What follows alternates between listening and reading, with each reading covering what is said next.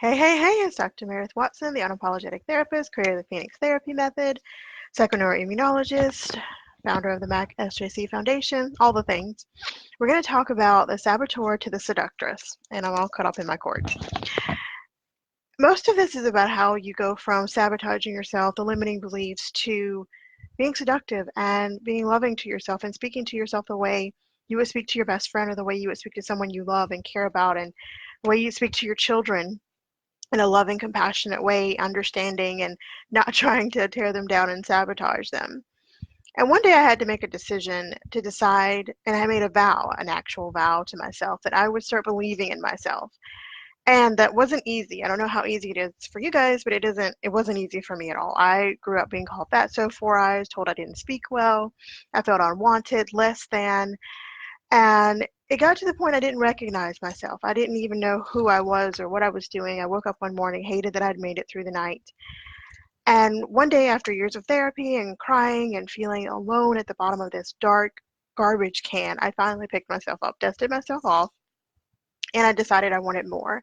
And I knew that I wanted my children to have more. I wanted them to experience love and understanding, and I wanted them to never self-talk to themselves in a negative way and not to ever get into the pattern of that.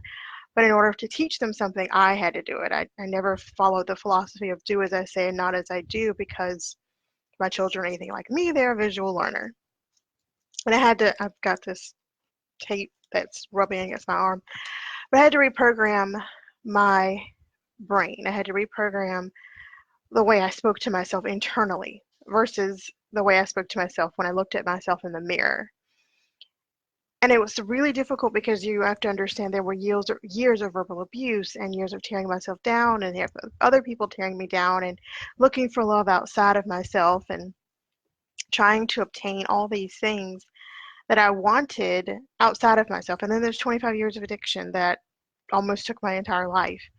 And I had to make a promise to myself that I would take care of me and do what it took to really give myself the things that I wanted and the things that I needed, and that I had to choose me. Like, no one else could choose me better than I could choose myself. If you've ever played any type of sport, and especially early years of PE, where you play a game and they pick teams, like two people, whoever the gym teacher picks to be the team leaders, they picked people from their team, and it's the most awful feeling to be picked last.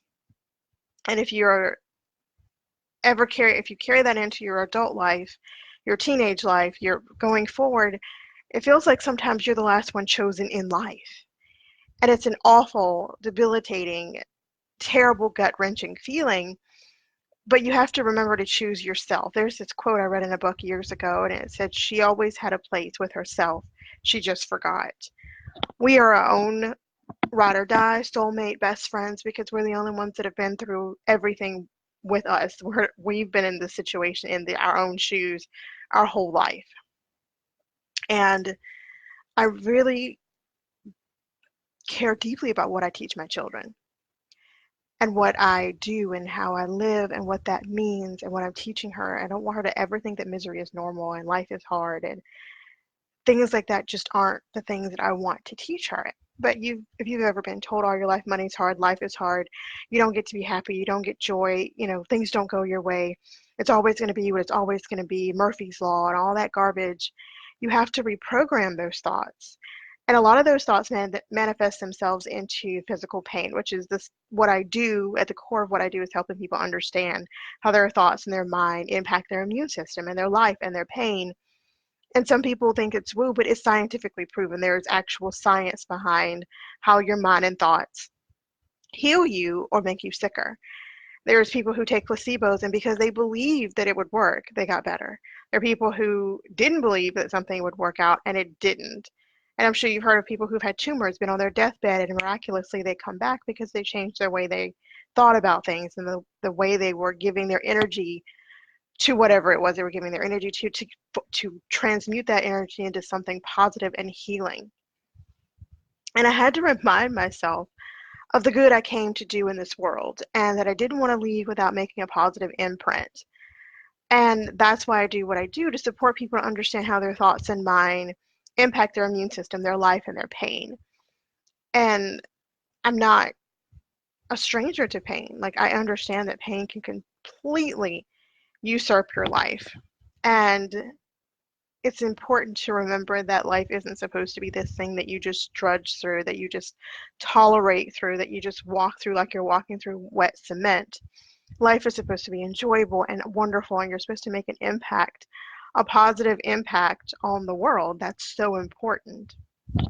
And another big wake up call for me was waking up vomiting, but waking up with a nosebleed, waking up vomiting blood, fluid in my lungs, unable to breathe. I was sick. My body was screaming for me to take note and do something and change my ways and speak my truth, acknowledge my inner navigation system, and start working in alignment with my inner navigation system and stand in my power and give myself the stability and the security that I craved and deserved. It takes a lot to be able to stand on your own when you have a lot of negative energy coming towards you. And it took a lot of soul work that I do daily.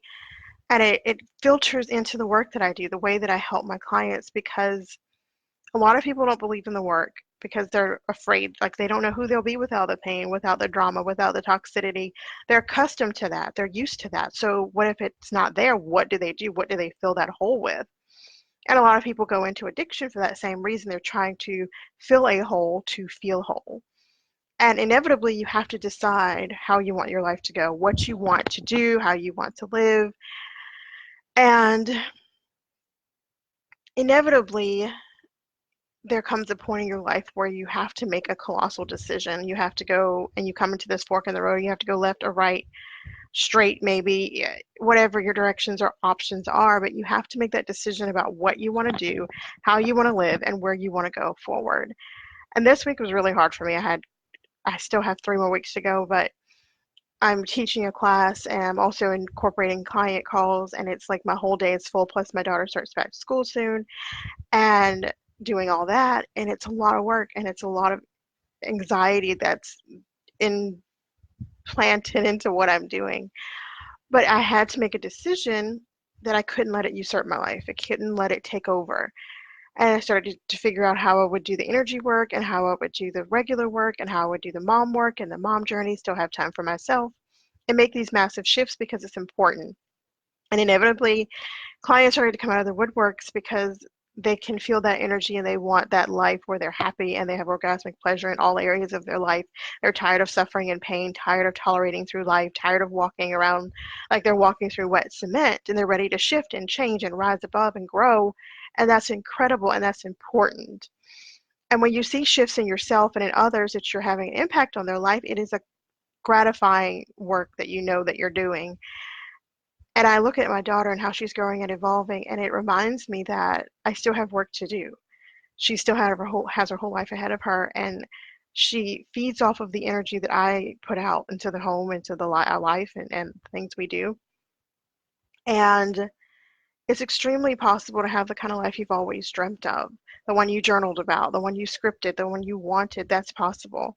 But you have to believe that it's possible. You can't let anything come between you and what you want, whether it's pain, whether it's addiction, whether it's grief, whether it's divorce, whether it's a relationship, whether it's toxic mind talk to yourself, whether you're being the saboteur and you want to move to the seductress in your life. You have to know that there's an option. You have the chance to make colossal quantum shifts, and it's possible, but you have to believe it's possible. That is the most important thing to know, that you have to believe that it's possible. If you don't believe that it's possible, you'll continue to feed into the fact that it's not possible. And what I wanted to do live with you is put a limiting belief in the comments, or if you don't want to put it in the comments, just follow this strategy or this plan of how to reprogram your mind instantly. It can happen, but you have to be open. So first of all, you have to decide if you're open and you're ready to change. Because if you're not ready to change, nothing is going to work anyway. So let's just go with the stuff I was talking about earlier, where I had the stomach pain and the nosebleed, and how that affects and what the neuropsychological backing to that is. So the stomach and digestion are physical assimilation processes. Your stomach helps with the digestion, so it's a natural indication that that would also mean that the way you're assimilating information in your environment and processing your emotions and the things that's going on in your life. There are a lot of changes going on in my life right now. There are a lot of moving and shaking that's going on, a lot of twists and turns and excavating and moving through and throwing away and burning up and burning some bridges and moving along my life. But that's very hard and it's scary as fuck. And you don't always want to change because you don't know what's going to happen on the other side. And you already know what you're dealing with. You're already accustomed to that regiment. Now you're going to pick up, just talking about it makes my stomach go in knots and butterflies because change is an inevitable part of life. You have, some of it happens whether you want to or not, but your processing of it and your perspective of it. Digestive problems often occur with your inability to digest or absorb your food. So a lot of stomach issues naturally will come from your not wanting to digest or absorb the changes in your environment inside of your head and your heart. The changes that I'm going through, scary as fuck. Not gonna lie, scary, scary, scary. But I'm excited also, and I'm exhilarated, and I'm ready for it to happen, and I'm ready to embrace whatever comes, and I know that I have the strength nestled inside of me to take me through it. And then we have the solar plexus, which is the meridian of your body. If you're familiar with chakras, you have 7 chakras that go along the meridian of from your head to the bottom of your feet, actually. And it correlates, each chakra correlates to an organ or a body function or an emotion. And the solar plexus indicates underlying fear of something new and unfamiliar. And like I was saying, the changes going on in my life are very new, very unfamiliar, very scary. It kind of takes the roof off the sucker, if you've ever heard that song. And it makes me look at things from a different perspective. And it makes me see things about where I'm going and what I'm going to do and how I'm going to do it and how I'm going to get through it and how I'm going to breathe through it and the energetic alignment I'm going through in this endeavor. It's extremely important. And then the vomiting is a violent rejection of new ideas, a fear of the new. It all comes together. You can't make this shit up. It's like, if you can believe it or not, it happens. The nose, which is interesting because I've had all of these, the nosebleed, the stuffy nose, and the runny nose, that's all about recognition of self and wanting recognition, feeling unnoticed, crying out for love, asking for help, not feeling recognized regarding your self-worth.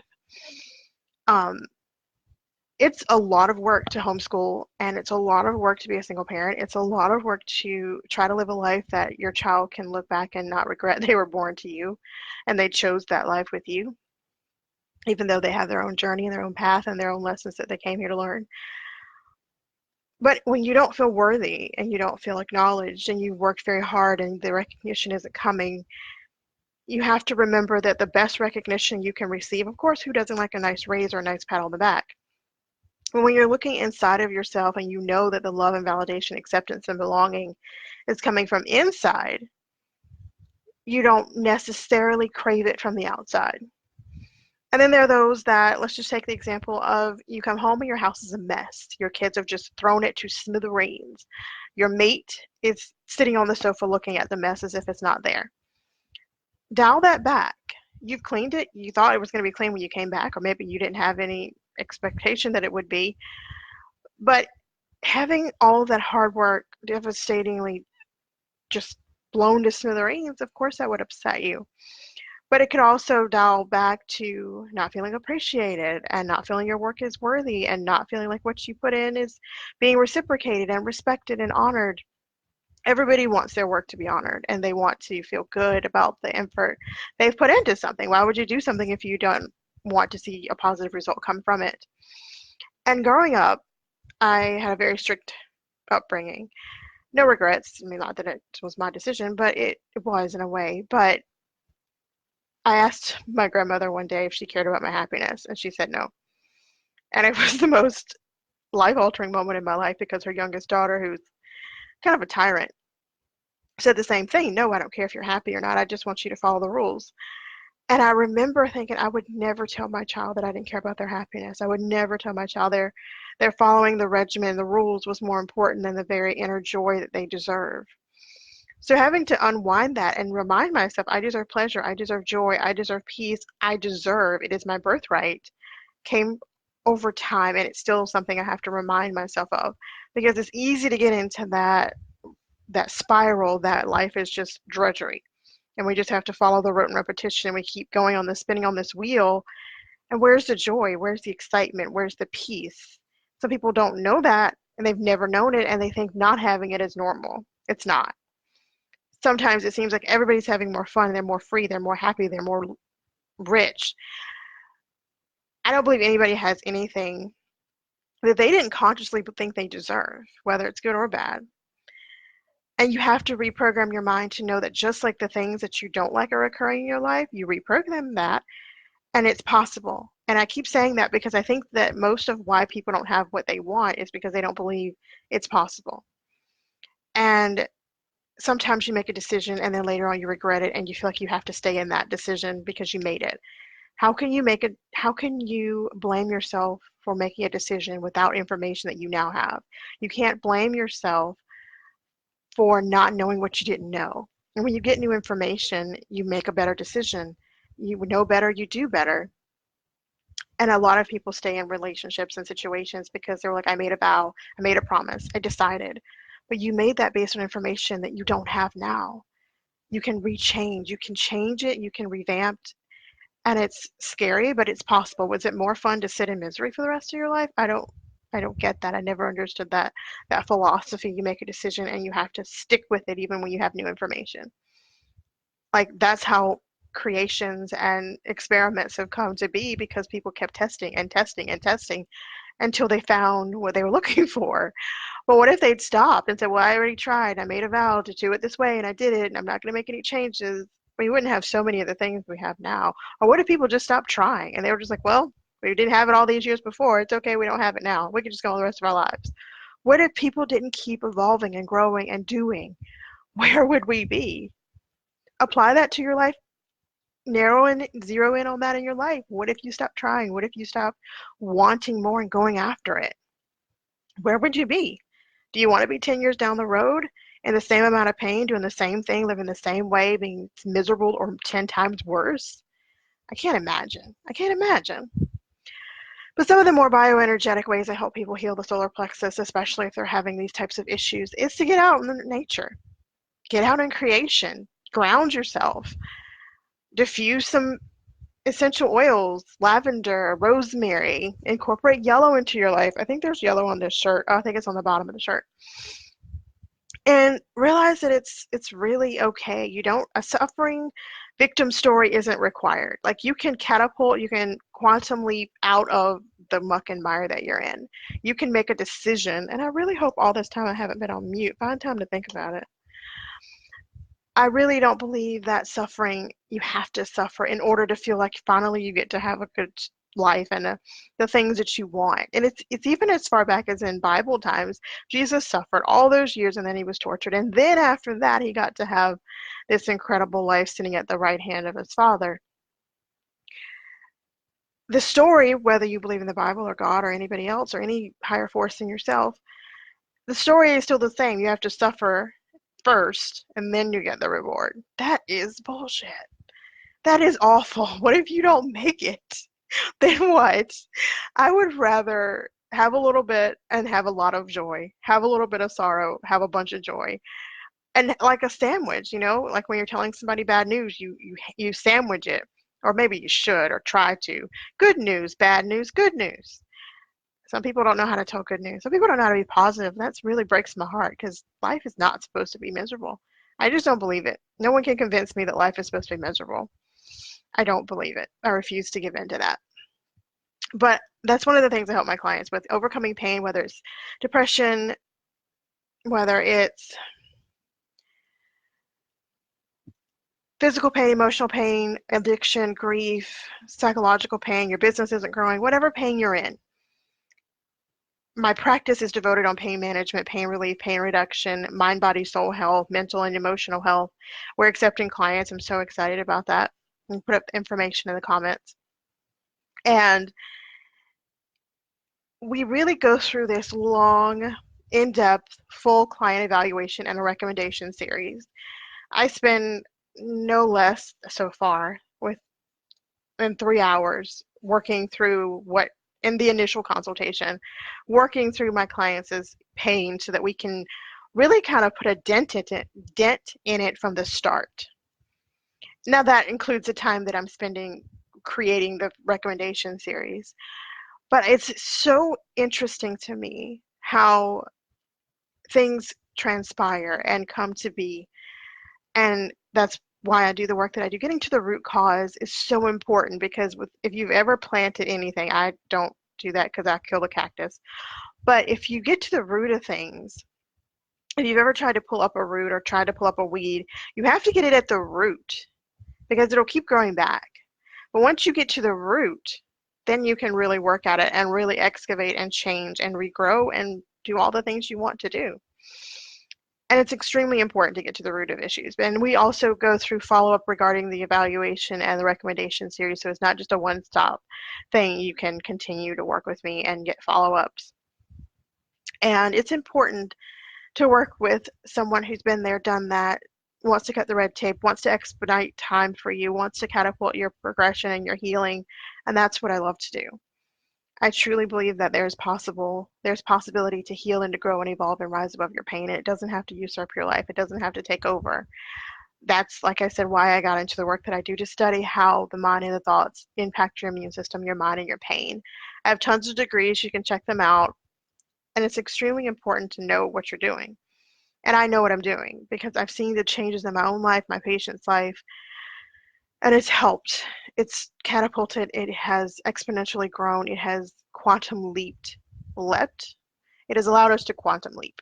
If you've ever seen that show, I don't know if anybody's ever seen that show. It was like in the late 90s, maybe mid to early 90s, but it was a great show about this man quantum leaping. So I'm going to head out. I hope you have a great morning, afternoon, evening, wherever you are. If you're catching this on another social media platform, feel free to share it where you think it will be most received. If you have not joined my amazing Facebook group, come join. If you have not worked with me yet, come do that. And I hope you have a great morning, afternoon, evening, and I will see you on the other side.